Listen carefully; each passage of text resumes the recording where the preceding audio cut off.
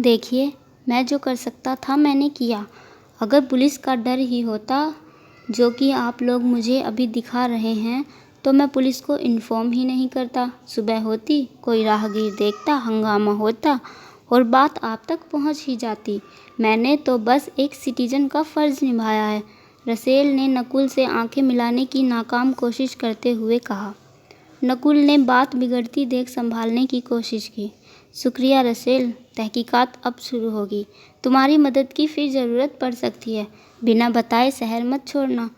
अनिल, तुम थाने में इंफॉर्मेशन दे दो। फॉरेंसिक वालों को भी बता दो। जब उनका काम हो जाए तो लाश उठवाने का इंतज़ाम करो और पता करो कि कोई पुलिस डिटेल हमारे पास है क्या। कह दिया है सर। देरी करने पर फॉरेंसिक वाले हमें ही कटघरे में खड़ा करने लगते हैं।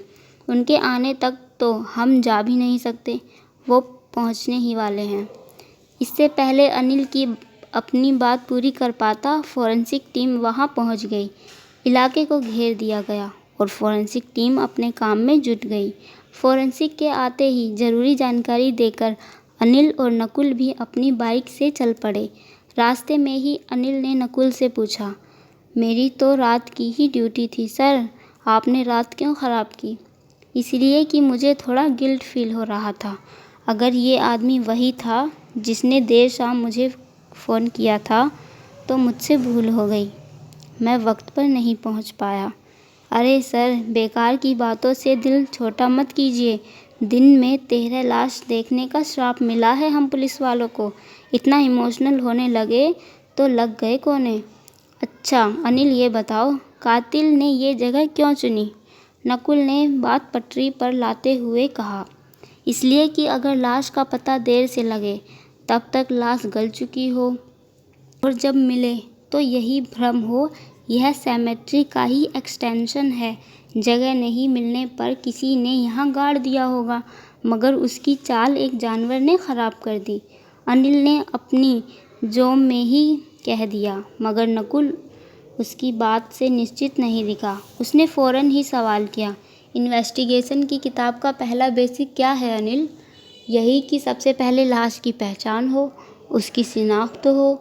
उसके शिनाख्त से ही इन्वेस्टिगेशन को दिशा मिलती है। तो इसका मतलब यह निकला कि जब तक लाश की शिनाख्त नहीं हो जाती हम हाथ पर हाथ रखकर बैठे रहेंगे। ऐसी हमारी किस्मत कहाँ है सर। अभी गुमशुदगी के रिपोर्ट्स खंगालने होंगे, हिस्ट्री सीटरों से बात करनी होगी, अपने मुखबिर से खबर निकलवानी होगी और सर उस टेलीफोन वाले का तो पता भी निकालना होगा जिसने आपको कॉल किया था। अनिल ने अभी कहा ही था कि नकुल के जहन में कुछ अचानक ही कौंधा। उसने अपनी मोटरसाइकिल अचानक ही पीछे घुमा ली और लगभग हिलाते हुए ही अनिल से बोला, अनिल गाड़ी पीछे लो। क्या हुआ सर, कुछ छूट गया क्या? नहीं, लगता है कोई सुराग मिल गया। क्या सर? रसेल के मुताबिक एक हाथ तो हनी बेजर खा गया था और दूसरा हाथ? क्या तुमने लाश का दूसरा हाथ देखा था? मुझे लगता है वही कुछ सुराग है। जल्दी वापस चलो।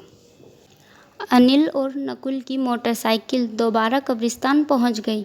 फॉरेंसिक वाले अपना काम कर ही रहे थे। नकुल ने ही फॉरेंसिक वालों से पूछा, कुछ मिला? फौरी तौर पर तो यही बताया जा सकता है कि गोली मारी गई है। वक्त देकर मारा गया लगता है। कोशिश ये की गई है कि किसी हालत में जिंदा ना बचे। निश्चित होने के बाद ही कातिल ने इसे पहले से खोदे गए गड्ढे में डाला होगा। पहले से खोदे गए गड्ढे में मतलब? जाहिर सी बात है, ये रास्ता वीरान ज़रूर है लेकिन फिर भी आवाजाही रहती है। लिहाजा उसने इसे मारकर कब्र खोदने का काम तो किया नहीं होगा, बल्कि इसकी ज़्यादा पॉसिबिलिटी है कि मारा कहीं हो और यहाँ लाकर गाड़ दिया हो। और हाथ? एक पर किसी जानवर के कांटे के निशान है, दूसरा हाथ किसी तेज धारदार हथियार से काटा गया है। कटा हुआ हाथ मिला? नहीं, फिलहाल तो नहीं, मिलेगा भी नहीं। मेरा शक सही निकला। ऐसा या तो लाश की पहचान छुपाने के लिए किया गया है या फिर पहचान दिखाने के लिए। मतलब समझा नहीं। नकुल सर, आप क्या कहना चाहते हैं? अनिल ने पूछा। मतलब यह है कि ज़रूर इसके हाथ पर कोई बर्थ मार्क या टैटू या नाम गुदा होगा जिससे इसकी पहचान साबित हो जाए। जैसे मान लो कि कोई धर्म की निशानी हो तो यह जाहिर हो जाएगा यह उस धर्म का है जिसमें लाश को